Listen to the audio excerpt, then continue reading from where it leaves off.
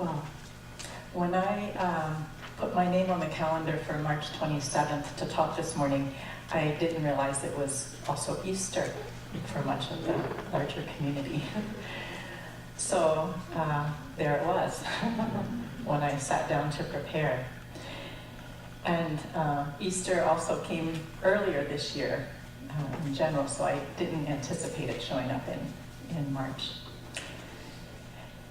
And as I prepared for this talk, I realized I really wanted more time to gather my thoughts and my questions about the spiritual journey and the value for this month, especially given the timing of today, and today, a day that has so many layers of history and story and tradition that converge on this Easter day, a day so laden with symbols, from eggs and rabbits to mobs and crosses, to tombs and flowers, darkness and light.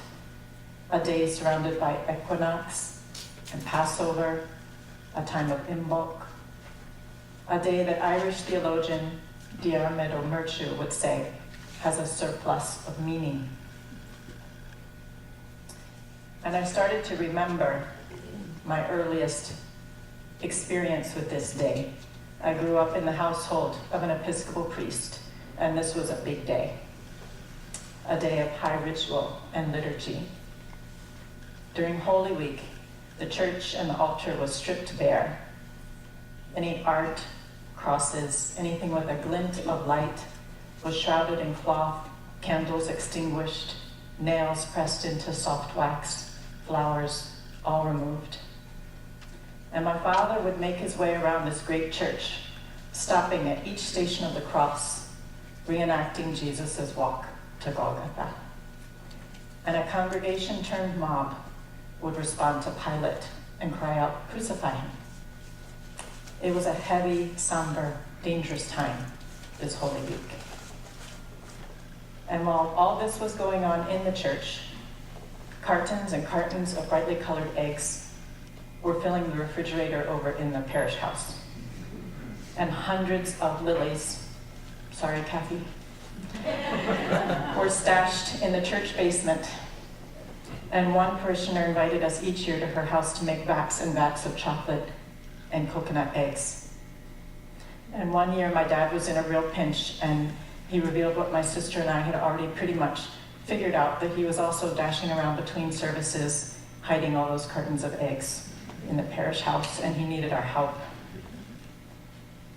Easter service was a high mass, an altar crowded with acolytes, a packed church, clouds of incense, the greatest of music, the richest of vestments, and row after row made their way to communion dressed in Easter vest. And I can still smell the lingering cloud of incense silently sifting through the high rafters of the quiet, darkened hall of the church when it was all over. It was a perfect offering. It was a time of symbol and sensation overload, and it leaves a print. It would be years before I began to consciously unpack this print, the stories and ritual, and sort out the symbols and all the energies behind some of what was going on. So what I want to talk about this morning is that distillation. I wanted to talk about suffering, resilience, and the making of a great poem with our lives.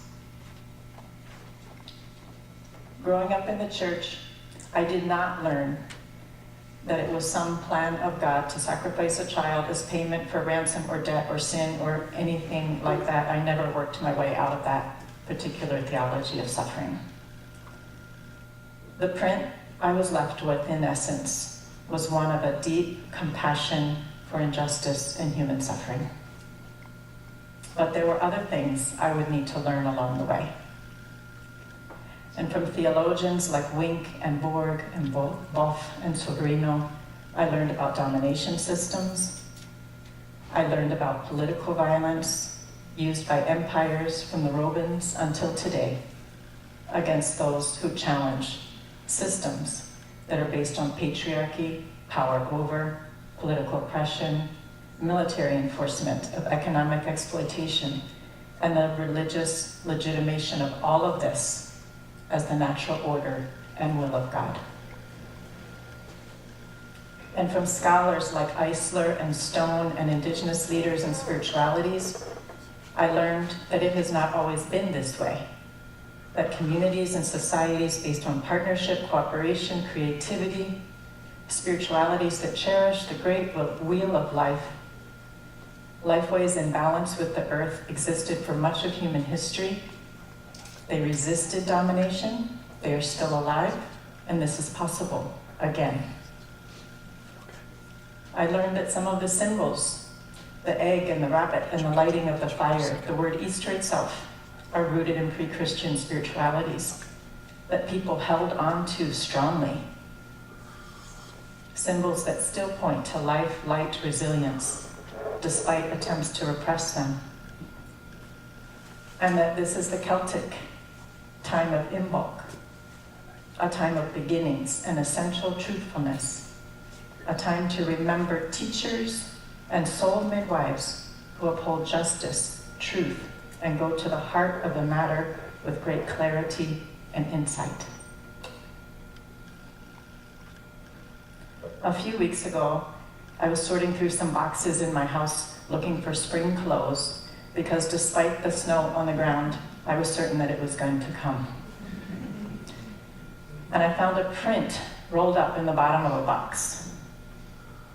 It had been given to me by a Guatemalan artist many years ago, and it's called The Certainty of Spring. And in this print, there's a woman, she's holding a child, and she's standing under a large flowering tree. There's a strong, round, golden sun streaming through the entire print. And I like the way the thick, warm lines of brown, red, and gold paint are laid onto the soft paper by the block of wood into which it was carved. I've had it with me for many years, but I've never framed it and never hung it up. And the reason why is this, because nestled down into the roots of that great tree on the print are a few bones, a few skulls to be exact. And some, in looking at this print, would never see them at all. But my eye goes right to them. I know exactly why they're there, why the artist placed them. This print is called The Certainty of Spring, following a poem by Julia Esquivel. And her poem was written in the 1980s at a time of suffering, especially in Guatemala, her homeland. It was a time when acts of genocide were committed against people like those who Whitman points to in his poem, people who loved the earth and the sun and the animals, who despised riches, devoted their lives and labor to others, who hated tyrants, who took off their hats and their indigenous huipiles to nothing known or unknown, whose very flesh was a great poem with the richest fluency not only in words, but in the silent lines of lips and faces and between the lashes of eyes and in every motion and joint of their bodies. It was a time when war made a deep crack in everything, and Julia's poems, many written from forced exile, helped light to get in. In the midst of suffering, she always pointed to resilience. I'm going to read just a little bit of her poem, The Certainty of Spring. She says, "They can cut all the flowers, but spring will always return. You will bloom. Every tear, every sob extinguished, every cry of horror will bloom. The sigh concealed in the most secret of our fears will bloom. We have lived 1,000 years of death in a homeland that will be altogether an eternal spring." In my innocent search for spring clothes, I found that print and that poem again. And I sat with it and I tried to take in the whole thing. The whole image, the tenderness of the mother and the child, the strong tree of life, the fruit, the flowers, the enormous gold round the sun. So much beauty and goodness in this print. And I realized that I keep this print rolled up in the bottom of a box because I don't want to disturb anyone with the pain that's in it, faithfully witnessed in the roots of that tree. Joanna Macy, a Buddhist scholar and environmental activist, says, "We are reluctant to burden our loved ones. We would shield them from the pain of the world, but the problem does not lie in feeling the pain of the world. The problem lies in the repression of it. Our efforts to dodge or dull it cut the feedback loop and block effective response. Repression takes a mammoth toll on our own energy and on our sensitivity to the world around us." So I unrolled the print and I laid it out on a dresser. I weighted down the corners to flatten out the folds that had been pressed into it, and that's where I left it. And a few days later, Tom woke me at 5 a.m. one morning from a deep sleep to tell me that Berta Cáceres, an internationally known human rights, environmental defender, indigenous leader, mother, grandmother, and friend, had been murdered. We share the same birthday, she and I. And the very next day, I celebrated mine without her. And I realized that the unexpected encounter with that print and Julia's poem prepared me for the cutting of yet another flower. We would like our spiritual journeys to go smoothly.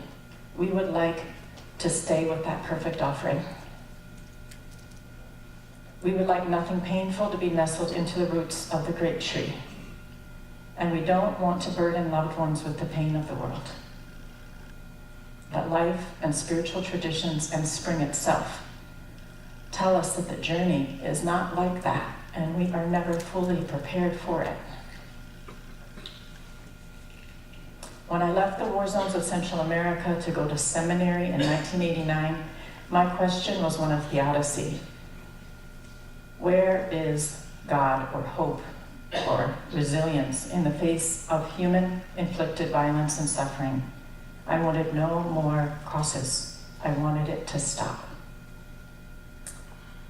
And many professors and students said that political violence and empire was a thing of the past, and they spoke of the empty cross.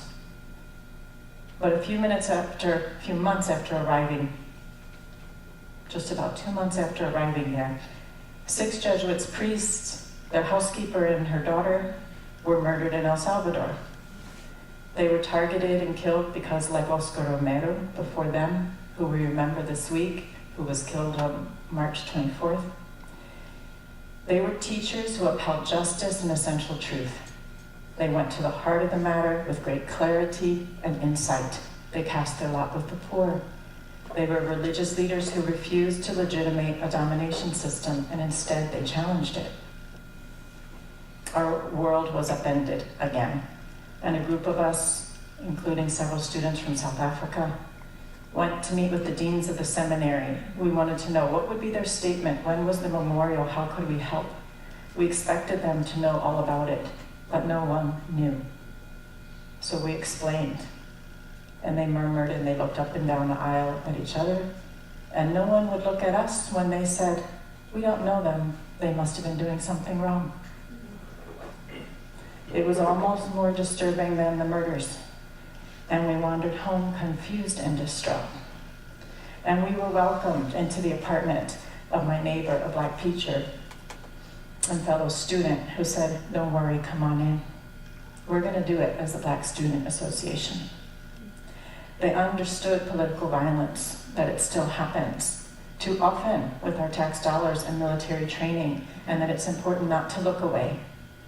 It's important to see it, to name it, dismantle, and transform it. This is the way it's going to stop. And when I returned to Central America after seminary, I learned about resiliency. I learned that individuals and communities can and do heal from suffering, that patient, compassionate listening and truth-telling and tending to painful cracks in personal and collective lives helps light get through, and new energy does come up, and we are re-empowered. And I learned that in this process we grow, we become stronger, wiser, our spirituality is transformed, becomes more complex, expands, deepens, is regrounded, and embodied enough to contain the transmutation of pain into light. Peter Levine, the author of Waking the Tiger and a teacher on trauma healing, says, "The third noble truth in Buddhism holds that suffering can be transformed and healed. Trauma is hell on earth. And I've come to the conclusion that human beings are born with an innate capacity to heal and transform it. I believe not only that trauma and suffering from it is resolvable, but the healing process can be a catalyst for profound awakening, a portal opening to emotional and genuine spiritual transformation. It's important to learn this part of the journey well, because the journey to growth and consciousness in our times is not without risk. There is suffering and pain. The spiritual path leans into the heart of this matter with clarity and insight, healing it through so something new can emerge."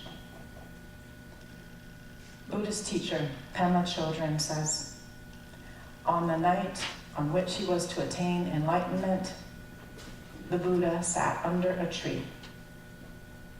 While he was sitting there, he was attacked by the forces of Mara, the Lord of Destruction. The story goes that they shot swords and arrows at him, and their weapons were transformed into flowers." And she says this about the process of transforming suffering into flowers. "The journey goes down, not up. It's as if the mountain pointed toward the center of the earth instead of reaching into the sky. Instead of transcending suffering of all creatures, we move towards turbulence and doubt. We jump into it. We slide into it. We tiptoe into it. We move toward it however we can, at our own pace, without speed or aggression. We explore the reality and unpredictability of insecurity and pain, and we try not to push it away. If it takes a year, if it takes lifetimes, we move down and down and down.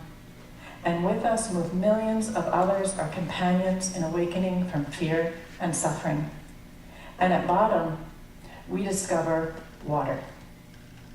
The healing water of bodhicitta, the awakened heart. Right down there in the pain and thick of things, we discover the love that does not die." Jean Shinoda Bolen, a Jungian psychologist, speaks of visiting the temple of Kali in India. She says, "Part of me recoiled. It was too much, too visceral, uncomfortable. And on another deeper layer, I was profoundly touched. I was reminded of a place of worship, an ancient place, a cave in the back hills where women would go with grief and rage and guilt and shame and petitions and prayer, and sit through the night in darkness of that cave with their pain.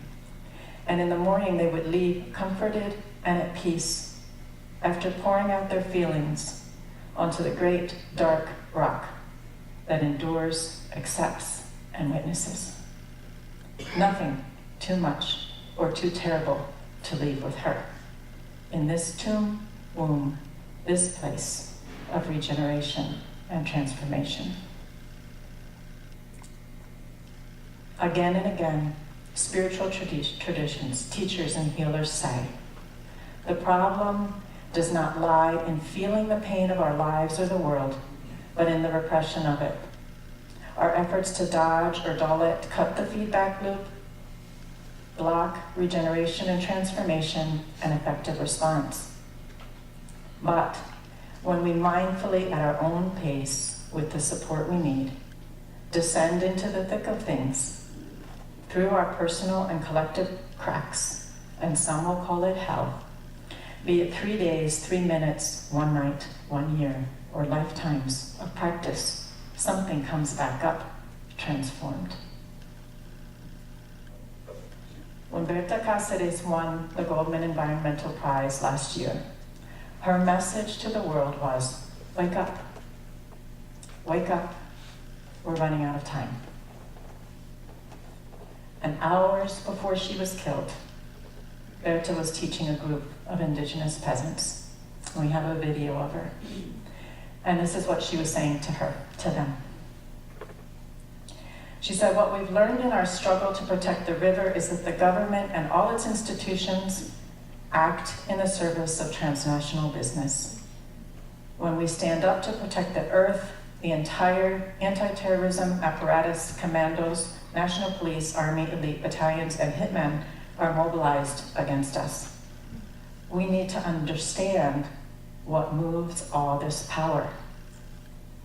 She looked strong, as always, and tired.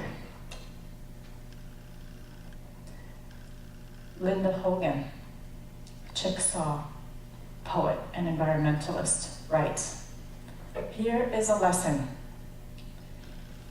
What happens to the people and what happens to the land is the same thing.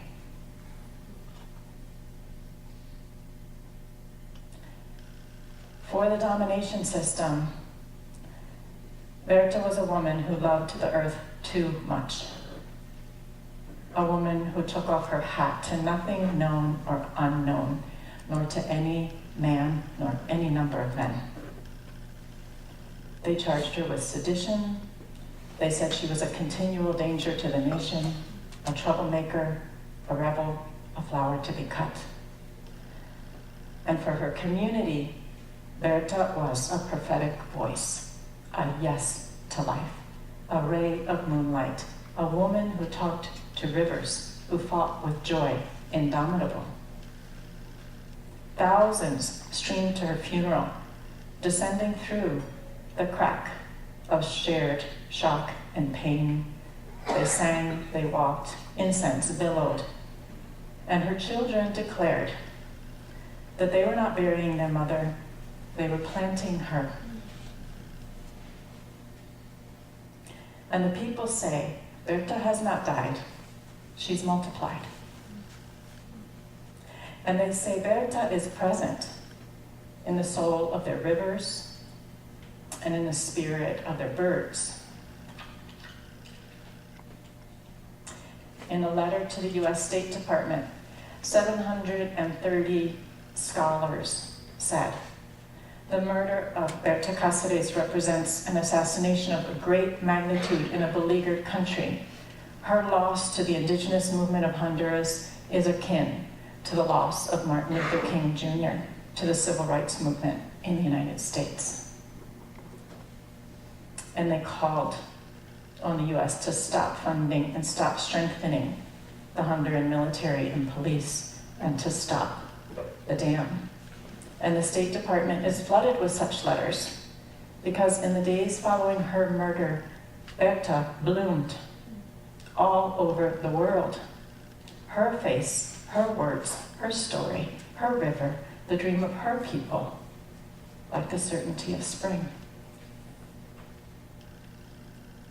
In 2014, Berta met with the Pope.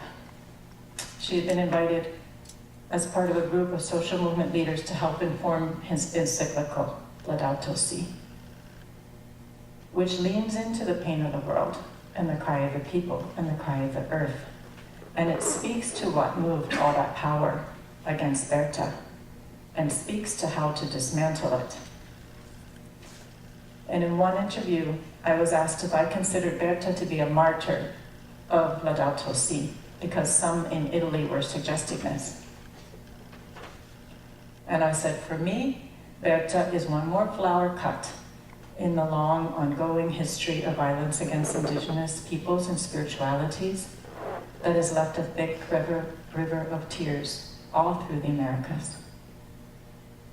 And in 2005, the Council of the 13 Indigenous Grandmothers went to Rome to ask the Vatican to revoke the Christian doctrines of discovery and conquest, which in their words set the spiritual, legal, and moral foundation for acts of violence, warfare, and the outright theft of entire continents from Indigenous people worldwide that still shapes the way peoples live, think, and relate to each other and the earth 5 centuries later. The grandmothers say these doctrines need to be revoked, that they are a keystone of the domination system, and they need to be revoked to allow for healing and the laying of a new foundation for all our relations for the next 500 years.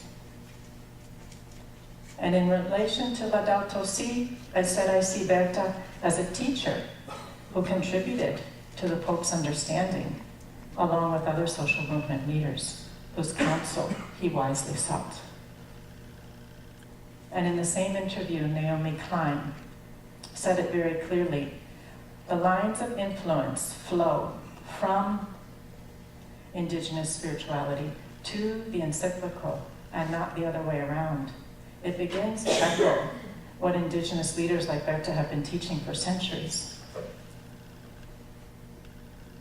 Omerchu, in his book, Reclaiming Spirituality, says, for many, formal religion is perceived to be the only fountain from which spirituality springs. But human experience suggests otherwise and has done so for over a millennium. Our spiritual story as human species is at least 70,000 years old. Religion, in its formal sense, is recent. Discoveries of Ice Age art in the caves of Europe reveal a highly developed spiritual and artistic imagination, a depth of intuition, complexity, understanding that amaze and baffle.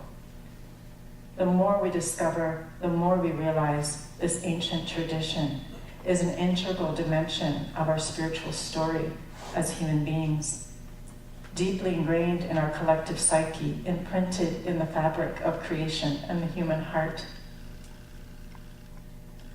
This is the deeper line of influence that inspired Berta, sustaining and strengthening her for so many years, despite all that power that was always moving against her.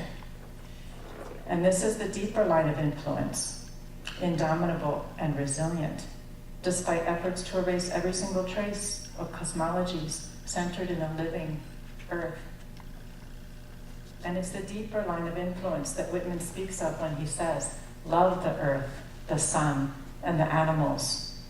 Go freely with powerful, uneducated persons, and with the young, and with the mothers of families. Re-examine all you have been told, and dismiss whatever insults your soul.